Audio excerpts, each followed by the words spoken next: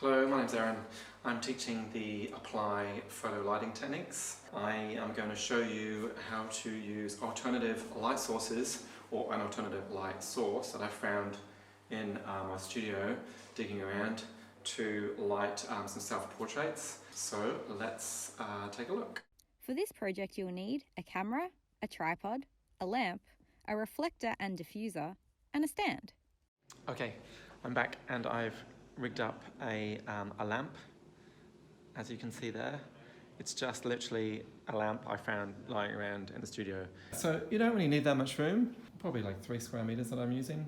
What I've done is I've set the light directly over the camera, so I'm getting a frontal light, so that light is hitting me straight on. I need a lot of ambient light, I need lots of light into the camera because I don't have a speed light. Depending on the light levels of your room or your environment, you're going to need quite a high ISO to make sure the sensor is sensitive enough to pick up continuous tungsten light like this, because these bulbs aren't that strong.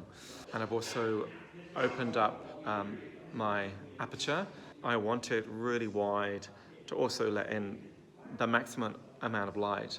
I'm on a 40th of a second, 1250 ISO, aperture is 3.2 because I want shallow depth of field, lots of light coming in. Okay, so I'm just going to test shoot this. Great. The good thing about angle poise lamps is you can change direction pretty easy. That's a pretty good 45 degree and it's closer to me as well this time. I'm going to try and use this as well. So what should happen is the shadows on this side of my face should lighten up. In effect, I'm pushing more light into this side of my face. Get even more of an angle here.